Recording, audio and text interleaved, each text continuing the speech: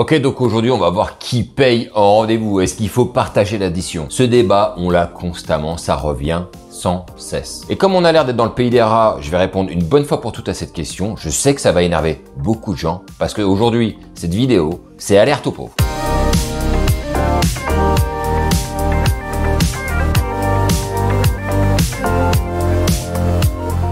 Avant de partir dans les tours, on va remettre juste 2-3 choses dans le contexte. On va s'imaginer que tu es en rencard avec une nana. Tu es en rendez-vous donc, tu es dans un bar, tu es en train de prendre un verre, ça se passe super bien, ça rigole, ça s'esclave, ça prend du plaisir, ça échange, ça se découvre, bref, c'est magnifique, c'est un super rendez-vous, tout se passe très bien. Et au moment où tu demandes la note et que le mec qui t'apporte le bifton, tu dis bon on partage. Là tu vas être là en train de dire bon on partage, il faut se rendre compte quand même qu'on est en train de partager 15 balles. Là la nana va se dire ok c'est bon, ça annonce la couleur, j'ai affaire à un rat, pour 15 balles déjà il est en train de demander à couper ça en deux. Ça veut dire que dans sa tête elle va comprendre rapidement que à chaque fois qu'il y aura une situation de ce type, le mec il va couper tout au centime près pour être sûr d'avoir une égalité parfaite pour que tout le monde paye exactement la même chose. Mais ça veut aussi dire que ça va pas inciter la fille plus tard à pouvoir t'offrir des choses de bon cœur, puisque de toutes les manières, il n'y a rien qui est fait de bon cœur, puisque tout doit être divisé avec une égalité parfaite. Personne ne donne plus que l'autre. C'est ça que ça signifie. Et ça va donner un climat assez étrange dans lequel personne ne se doit rien, peut-être parce que tu as des principes, ou bien parce que tu es tout simplement pauvre. Salut, je m'appelle Brice, j'ai créé la chaîne La Séduction pour les zéros pour tous les hommes qui sont d'un certain âge comme moi, mûrs, plus ou moins accomplis, finalement, qui ont soit déjà eu une relation longue et qui savent plus comment faire pour se créer une nouvelle relation en abordant, en créant des rencontres dans la vie de tous les jours, ou bien tout simplement parce qu'ils n'ont jamais vraiment eu les codes et que ça commence à suffire, ça commence à bien faire. Il est temps de se sortir de cette situation de merde et donc il est temps d'apprendre à aborder des femmes de la plus belle des manières. Donc si tu cherches aujourd'hui des réponses pour savoir comment faire pour aborder des femmes dans la vie de tous les jours, c'est ici que ça se passe. Et si tu veux aller plus loin, va en description, tu auras tout ce que tu as besoin pour apprendre et savoir tout ce que je sais. Et j'ai mis 10 ans à les apprendre en abordant en journée, en soirée. J'ai même été aux États-Unis pour aller faire des stages personnels, intensifs pour aller aborder des femmes. Donc vraiment, si tu veux apprendre à aborder des femmes dans la vie de tous les jours, tu vas pouvoir profiter de toutes mes connaissances en allant en description. Bon, mais maintenant que j'ai dit ça sur ce principe d'égalité, d'équité, en termes de paiement, en termes d'implication financière face à l'autre, va falloir quand même que je remette les choses à l'endroit. On va repartir de la genèse de la rencontre. Si tu vois une nana qui passe devant toi, que ce soit dans la rue, dans un magasin, peu importe, tu tentes de l'aborder, tu arrives à l'aborder, tu crées une connexion avec elle, tu es en train d'échanger avec elle et la situation se passe bien. Au bout d'un moment, tu vas lui proposer d'échanger le numéro de téléphone. On est d'accord que déjà, à ce moment-là, elle a rien demandé. On est d'accord que c'est toi qui lui tombe dessus, qui crée une situation et qui après propose de s'échanger les numéros de téléphone pour pouvoir se voir lors d'un rencard. Donc pour aller prendre un verre. Chose que, je le rappelle, elle a rien demandé à la base. Donc j'espère que pour l'instant, tu me suis. Parce que ensuite, une fois que tu as échangé les numéros de téléphone et qu'elle a accepté, tu vas aller l'inviter. Tu vas aller lui proposer de se voir. Donc tu l'invites à un rendez-vous. Tu l'invites à aller prendre un verre. On est d'accord que pour l'instant, elle invite rien. Elle invite personne. À ce moment-là, c'est toi qui crée tout, c'est toi qui propose les choses et dès l'instant, tu invites quelqu'un à venir faire quelque chose alors que la personne, elle a rien demandé. Si tu invites une personne à aller prendre un verre et que tu dis je t'invite à venir prendre un verre, par contre, tu vas payer, bah là, il y a quelque part quelque chose qui sonne un peu faux. Si tu m'invites, tu m'invites. Mais si tu m'invites juste à venir,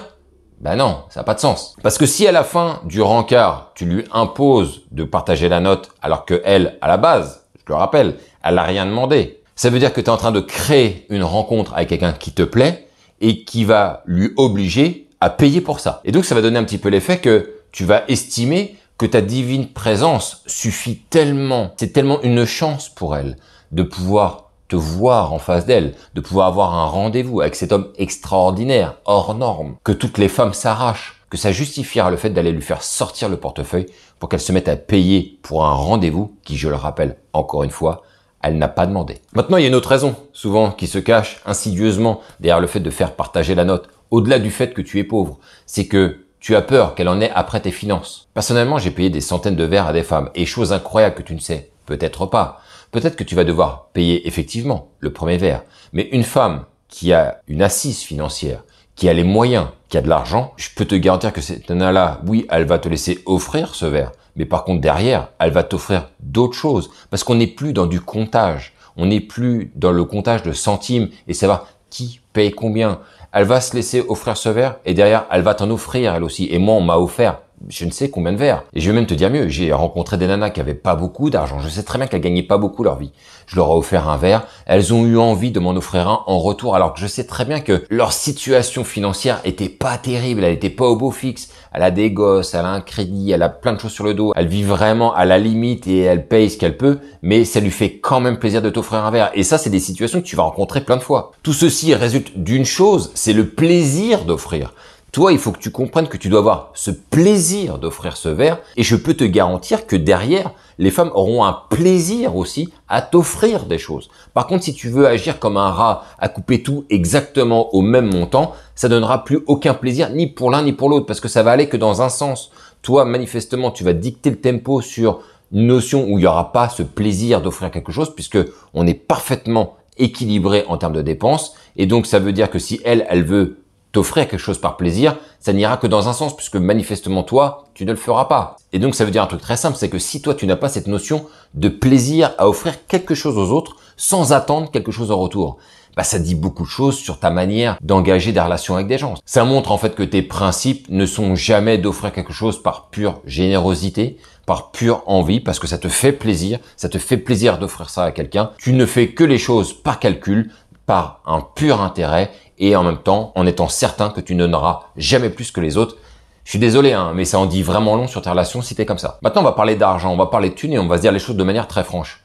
Si un mec comme moi, qui a même pas le bac en poche, il a pu toucher plus de 3000 balles par mois, alors je pense que tout le monde peut le faire. Seulement pour y arriver, faut se former, faut apprendre, faut saisir des opportunités, faut se lancer dans de nouvelles expériences, des expériences parfois difficiles, parfois douloureuses, où il y aura beaucoup d'échecs à la clé, mais par contre, plus tu vas en faire, plus tu vas apprendre, plus tu vas avoir de connaissances, plus tu vas te former, plus tu vas pouvoir justifier un bon salaire. En gros, il faut que tu te bouges le cul pour pouvoir gagner plus parce que c'est possible, c'est largement possible, mais il faut se bouger et il n'y a que ceux qui chouinent et qui se bougent pas le cul qui en veulent à des gens parfois comme moi qui scandent le fait que toucher 3000 voire plus, c'est possible. Je dirais même que c'est plus que largement possible, mais encore une fois, faut y mettre les moyens. Et ça, je sais très bien, ça énerve des gens. Maintenant, je vais te dire un truc qui me fait parfois beaucoup rire quand je le vois et c'est en même temps c'est très décevant.